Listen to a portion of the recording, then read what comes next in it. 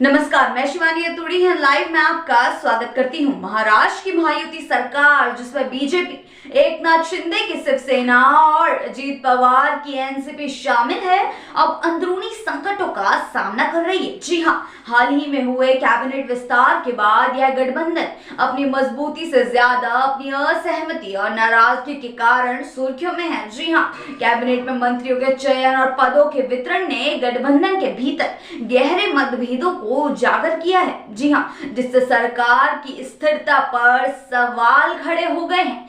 CM Devendra Fadnavis के नेतृत्व में सरकार बनने के बाद मंत्रिमंडल में बीजेपी को सबसे अधिक महत्वपूर्ण पद मिले, जबकि बीजेपी और एनसीपी को कम प्रतिनिधित्व दिया गया। जी हां, बीजेपी ने अपने विधायकों को प्रमुख मंत्रिमंडल पदों से नवाजा, जबकि शिंदे गुट और पवार गुट की कई वरिष्ठ नेता मंत्रिमंडल में शामिल नहीं हो सके। इससे दोनों पार्टियों के विधायकों में भारी नाराजगी है। जी हां, एकनाथ शिंदे गुट के विधायक नरेंद्र भोंडेकर ने मंत्री पद से वंचित रहने पर अपनी नाराजगी जाहिर की।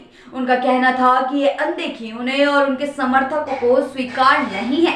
अब एनसीपी के वरिष्ठ नेता छगन भुजबल ने भी सरकार में अपनी अनुपस्थिति को लेकर गहरी निराशा व्यक्त की। उन्होंने कहा, मैं अपने चुनाव क्षेत्र के लोगों से चर्चा करूंगा और इसके बाद ही कोई निर्णय लूंगा। जी हां, भुजबल का बयान गठबंधन में और भी असहमति की ओर इशारा करता है। कैबिनेट विस्तार के बाद यह साफ नजर आ रहा है कि महायुति में तनाव बढ़ चुका है। बीजेपी ने भले ही गठबंधन में सबसे अधिक मंत्री पद दिए, लेकिन छोटे सहयोगियों की अनदेखी ने अंदरूनी विरोध को जन्म दिया है। नाराज नेताओं के कदम भविष्य में गठबंधन की स्थिरता के लिए गंभीर खतरा बन सकते हैं। कई विश्लेषकों का मानना है कि अगर विधायकों की नाराजगी को समय रहते न सुलझाया गया तो महायुति सरकार के लिए संकट खड़ा हो सकता है। जी हां, इन असंतुष्ट विधायकों का एकजुट होना या फिर उनका विरोध बढ़ना सरकार के लिए बड़ा राजनीतिक नुकसान हो सकता है। भुजबल और शिंदे गुट के विधायकों की नाराजगी से यह सवाल उठ रहा है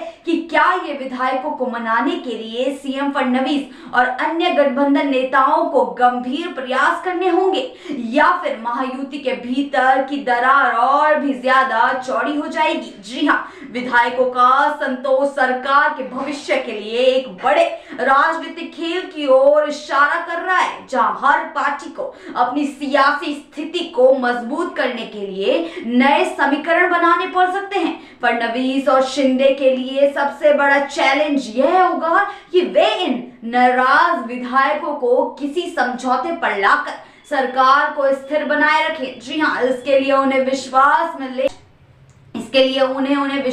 में लेकर कई बदलाव करने।